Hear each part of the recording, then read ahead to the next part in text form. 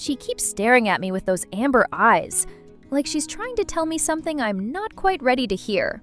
There are moments in life when everything shifts, when a stranger walks into your world and rewrites the ending you thought was already written. For us, that stranger had 4 paws, a crooked ear, and a past we'll never fully understand. Her name is Luna, a shepherd mix with a coat the color of autumn leaves and eyes that held more pain than any living thing should carry. We found her, or maybe she found us, at the exact moment when we thought we'd never be ready again. Before I go any further, I need to say something from my heart. If you're sitting there watching this, feeling what I'm feeling as I tell you Luna's story, and you haven't subscribed yet, please just take a second and click that button, because every story we share here, every rescue, every second chance, every broken soul that found their way home, it matters. And when you subscribe, you're telling us that it matters to you too. You're saying that dogs like Luna deserve to have their stories heard, that love is worth fighting for, that hope is real. So please, if this touches even the smallest part of your heart,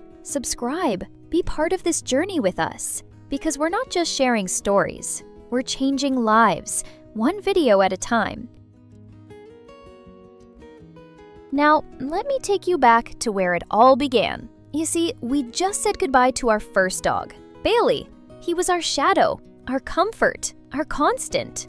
14 years of unconditional love. And then one quiet morning, he was gone. The house felt hollow after that. No clicking nails on hardwood, no tail thumping against the couch, just silence, thick and suffocating. We told ourselves we needed time, that we weren't ready to love like that again. Grief has a way of convincing you that your heart is too fragile to risk it. But then one evening, scrolling mindlessly through rescue posts, I saw her, Luna, listed as urgent at a shelter 3 hours away. The caption read, "Shy with people, nervous around noise, needs patient home."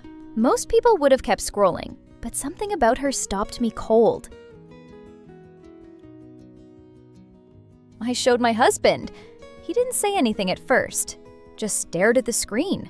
Then quietly he whispered, "That's her."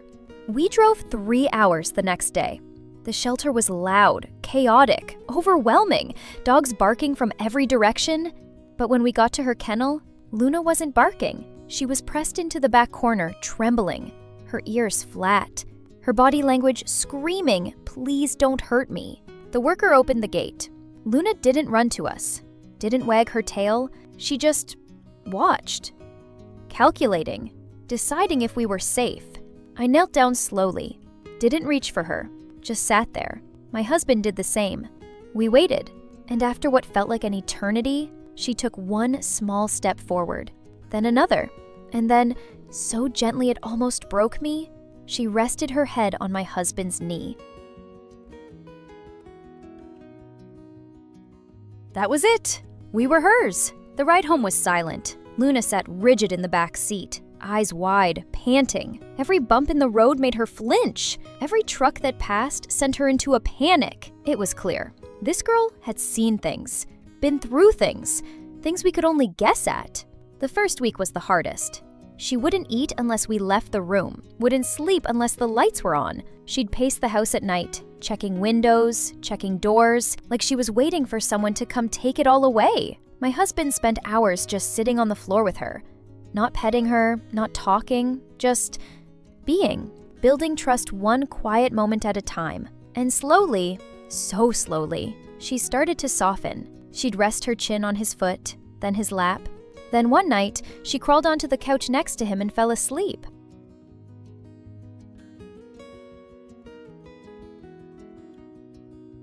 I won't lie, I was a little jealous. I was the one who found her. I was the one who pushed for the adoption. But Luna had chosen him.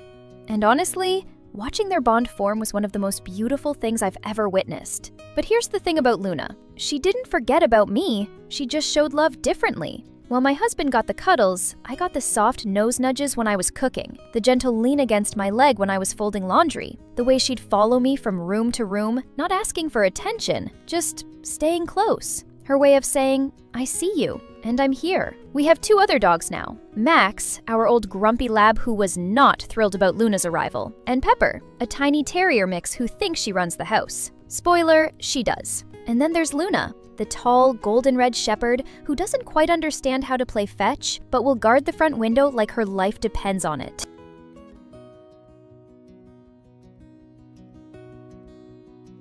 She's quirky, she's cautious, she still flinches at loud sounds. But she's ours, and we're hers. Sometimes I watch her sleep, paws twitching, chasing something in her dreams, and I think about all the nights she spent alone before us. All the cold concrete, all the uncertainty, all the people who walked past her kennel because she wasn't easy. And now she has a bed, a family, a life. Luna didn't just save herself when she trusted us, she saved us too. She reminded us that grief doesn't mean you stop loving. It just means you love differently, deeper, with more intention. So if you're thinking about adopting, especially a rescue, especially one that's labeled difficult or needs work, I'm begging you, take the chance. But do it right. Research the breed, talk to trainers, be honest about what you can handle, because these animals, they've already been let down once. They don't deserve it twice. And if you do take that leap, you might just end up with your own Luna, a soul who's been through hell and back, who doesn't trust easily, but who loves harder than you ever thought possible. That's the magic of rescue. It's messy, it's hard, but it's the most worth it thing you'll ever do. Here's what Luna taught me. Love isn't always loud or immediate. Sometimes it's quiet. Sometimes it takes months to bloom. And that's okay. The best love is earned through patience, through showing up every single day, even when it feels like you're getting nothing back. Luna showed me that healing isn't linear. Some days she's confident and playful. Other days, a loud noise sends her back to that scared shelter girl. On those days, we don't push. We just sit with her. We stay. She taught me that trust is fragile, that it takes time to rebuild what the world has broken, that sometimes the bravest thing is simply believing again. And she taught me that home isn't a place. It's a feeling. It's the moment a dog who once flinched finally rests her head in your lap. It's watching her sprawl in the sun, belly exposed, completely vulnerable, because she finally knows she's safe.